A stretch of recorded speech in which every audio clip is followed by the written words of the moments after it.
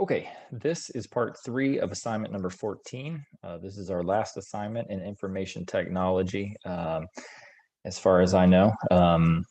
Sorry to disappoint everybody that we won't be able to see this video anymore, but I think this is the last one. So um, we'll get into it. This is the decision trees with the data that we got from the clustering data that we got from chapter or assignment number 13 that we moved into assignment number 14. So here in part 3 of assignment number 13, we were using the heart disease information, which had a lot of different variables in it. So this one makes a really interesting tree, lots of stuff going on.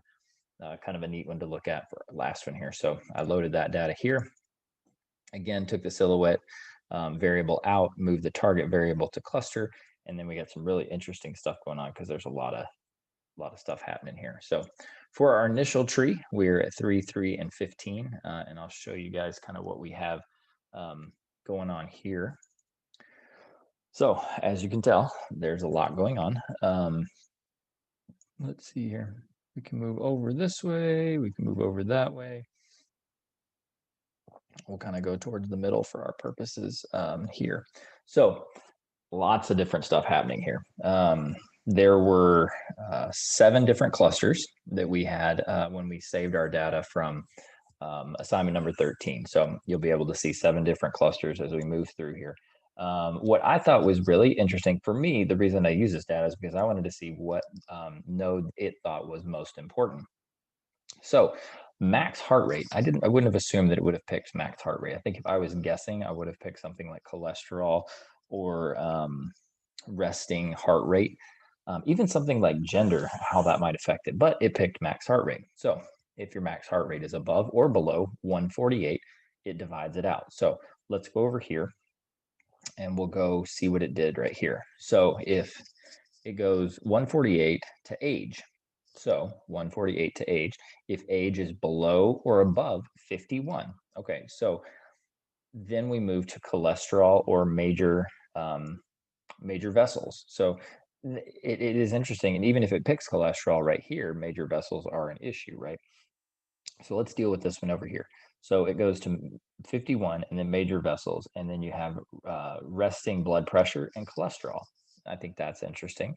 Um, for one of the lesser important ones that it picked was gender, which I think is interesting. As you go across here, gender doesn't seem to be something that is real high on any of them. Gender's down here, um, over here. Age is over here, gender's there. So yeah, I just thought it was interesting where it put a gender. I think it recognized the variables of cholesterol and resting blood pressure and exercise and max heart rate as all things that are more important in the grand scheme of things than the actual age or gender of the person. I think the best, let's see, where are we at over here? The age up here, it definitely is a variable because if it's under a certain thing, then you go over here to 50, above 51 and below 51. So this would be interesting if I was making a presentation to be able to break down this data in an understandable way. That why is it 51 years old? Why did this data say that 51 years old was kind of that breaking point? So this would tell us a couple different things, that maybe age 51 is where we need to start paying a lot of attention. Maybe people's lifestyles catch up to them at this age, or maybe some of their genetics start to rear their heads. Whatever it is, that age 51, I think is interesting to look at here, and then how the max heart rate piece plays into that. So to me, looking at this from an exercise physiology standpoint, if max heart rate is the most important variable, um, and then major vessels or age play into that, what is it about those? So is exercise and age something that is simply genetic, or is that something that we've trained our bodies to do that works out better? So this all plays into heart disease again. So for me, this is a really interesting one. Let's change something. So I'm going to change this. So we're pretty low here. Let's change these to 10. And then we'll change this one down here to say 5 instead of 15. And then I want to see how it changes that tree. So much more interpretable tree here. So the node is still the same up top, still identical. It just kind of reduced some of those branches down below with the arrows. And then the leaves, some of those lesser leaves at the bottom. Again, same age, major vessels.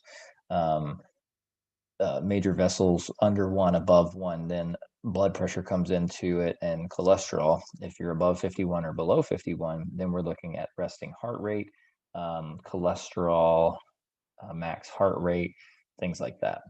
Over here, the vessel constriction does play into it with exercise, cholesterol being less important. And I think as we're going through time, we've even talked about it in class, that cholesterol is somewhat played up in media. So I don't think the cholesterol is playing into this as much, which is reflective of the data here. There's a lot of cholesterol on these lower nodes, which would indicate not as important. We're up here, there's only 2 of them. And then I think our culture plays up cholesterol a little bit more than it actually should. So this tree was really interesting to me, the way, because there were so many variables and so many different things going on. Again, this heart disease information is just something that I find personally interesting. And so I wanted to kind of play around with it, and really thought that it represented well in the trees for what we were trying to accomplish here. So that is part 3 of assignment 14, decision trees.